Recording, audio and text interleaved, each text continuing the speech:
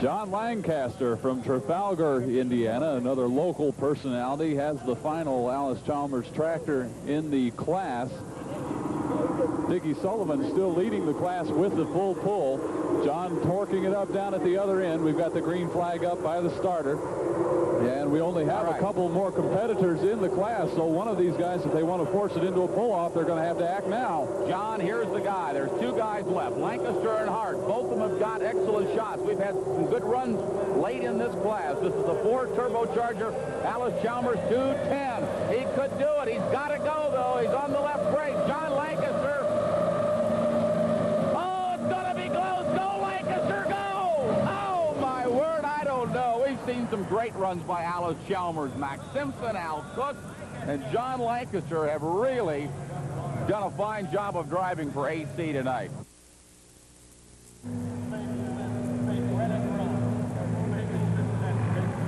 And Dickie Sullivan's getting set to pull, another one of the Case International tractors in this class that is dominated by Case International, but right now a John Deere's in the lead. Dickie Sullivan, the rice farmer from southeastern Missouri, been pulling for many years. He's had several Grand National Championships, but in this class he finished third.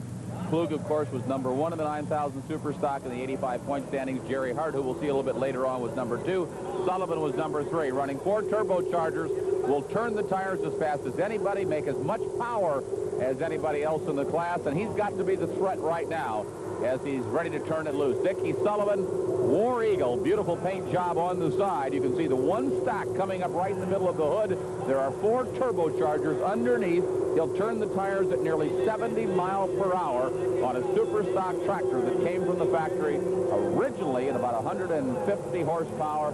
Now looking at 1,700 horsepower. He's off the clutch. He's flying. He's moving. The front end comes up. Dickie Sullivan's on his way. War Eagle. Go, go, go. And we're going to have a new leader as our first full pull of the evening is made. He takes it out the back door. And there was never much doubt about that when he got it up. They got the front end up early, got the wheel speed that he needed, and he just never hesitated on that one. Took it right off of the end. Well, Ernie Ropp, he was able to say that he led the Indy Super Bowl for 2 tractors. And there goes the domination of the John Deere for now, although there is another one coming. And Ernie Ropp hangs on to second place at this point. Here is the replay, and you can see those front wheels really got to wobbling back and forth as the tractor went into the air as that right tire touched the ground. Now he comes back down and pulls it right on. Had to pull it a little bit to the left there at the end. But a very strong pull for Dickie Sullivan. Dickie Sullivan, your 3rd championship win here. It's Super Bowl over the years that you've pulled here, and it came out in dramatic fashion. You had made the full pull early in the class, and I mentioned to John it was going to be tough to beat, but you must have been on pins and needles because those Alice Chalmers really gave you a run for your money late in the class. You bet. The last 5 or 6 tractors made an awful good run, and had a little luck. I used the clutch to slide it out of the hole, keep the traction, and then it just worked out for me. How did the track perform tonight? It looked pretty fair from start to finish. It was real good. It was even. I was afraid it might be a little bit holy, but it wasn't. It was a good track all the way through. Did you have to work the brakes very hard? Yeah, all the way. You had to get the front end up, and I was on the brake from about the 75-foot mark all the way to the end. Now, for those folks that are really into super stock pulling and motorsports, how much boost were you working out there in your Ford turbocharger system? About 235 to that. 235 pounds of boost. The #1 super stock tractor in the country here tonight at Indy Super Bowl 13. Dickie Sullivan. In session 1, we saw 5 20,000-pound semi-trucks compete, and the top 3 from those 5 were to be here tonight. And we've received word that Ernie Metzger, who is one of those 3, is not here. And so we'll be seeing Don Gettelfinger and J.R. Collins pull for the championship in this class. Don Gettelfinger from Palmyra, Indiana, gearing it up, getting ready to go. Boy, he's got it in a high cog, a high gear, so the weight box comes up on him. This is for all the marbles. Gettelfinger Farms. Oh, it's shaking. It's vibrating. The front end is up. It's about 18 inches. Oh, and he brings it down. John, we have just learned it was not under the hood. It was the kill switch. They're going to give him another run. This is his 2nd chance. And the third attempt may be the charmer. Because last night he had mechanical problems and continued here tonight. But they say the kill switch fell out. It was no fault of his own at the rear of the truck.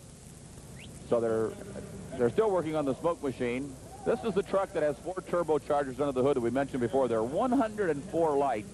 I counted them one day, John, of all things on a slow day. 104 lights.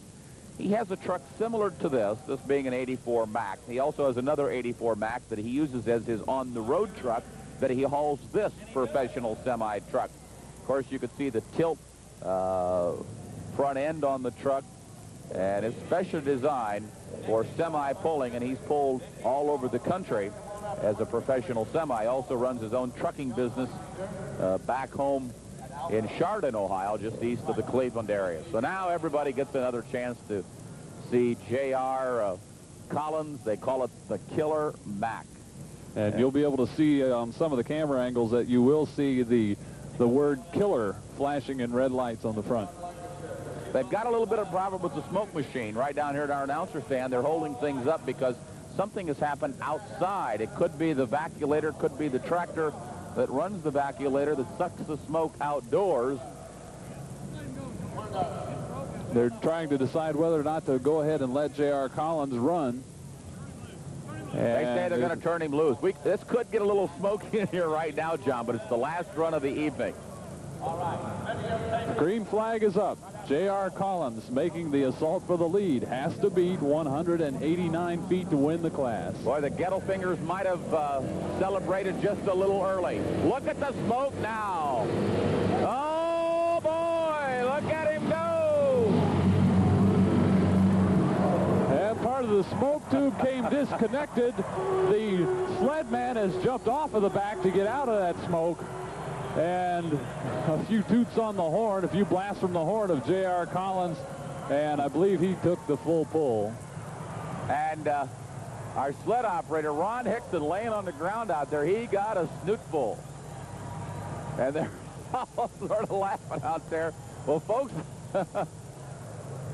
And now I see why they have that smoke machine. Yeah. Here comes the replay. You'll see the smoke tube break in about the middle of the run. Now, the guy we're worried about of this is the sled operator. He's sitting on the rear of the transfer. He's getting a mouthful of smoke.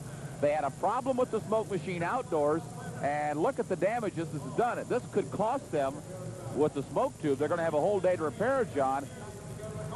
And so that wraps up the 20,000-pound semi-class here in Indy Super Pull number 13 in 1986. J.R. Collins, the champion.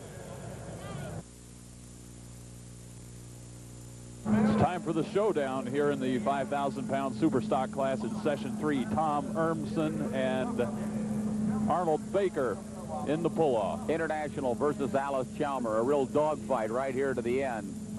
One's a diesel. This one is the alcohol burner of Tommy Urmson. So here we go. It's the pull-off. We get right down to the nitty-gritty of the sport. We're going to find out who's champion here for session 3 of the 5 Super. As Urmson comes to life, the front end is up. I tell you, John, it's going to be a tough run to beat. That was a good pull. Arnold Baker has to beat a distance of 203.7.4 inches. We've had an excellent class here this afternoon, John. I don't think I can remember ever seeing a better 5,000-pound super stock. Anytime that you can set the sled that you have only 2 out the gate, and that's a credit not only to the tractors that are pulling the sled, but also Dave Hager, the operator of the NC Hybrid Plus sled, Old Iron Side. So here we go, the final competitor, Arnold Baker. He's got to beat 203.7.4 if he wants to win it. He comes off the line, tires screaming. Down the left-hand side, it's going to be a close race to the finish. It's going to be close, very close. And, John, it's too close to call right now. We do not have a footage marker on our side of the track, but I'm going to say that this is within 18 inches to 2 feet. We'll have to wait for the laser on that when they placed the checkered flag at the mark that he had to beat, and he is very, very near to it. They're right in front of us here. We don't have the reading yet. It's a good run. Here it comes on replay. We're using the laser measuring system, so we'll get an extremely accurate record here this afternoon. Arnold Baker, I think, making a very fine pull. Here again, a lot of the pullers have been pulled to the left-hand side of the track as he pumps the brake. They don't want to touch the brake as if they can help it. And John, we have just received the distance. There it is, your winner, 205 feet, 1.4 inches. Arnold, you look calm and collected here at trackside after winning the 5,000-pound super stock, but I know inside you're a happy guy. Oh, yeah. This is it for me. I've been trying for 5 years to do this. This is the first time you've ever won at the Super Bowl. Second's the best I've done till today.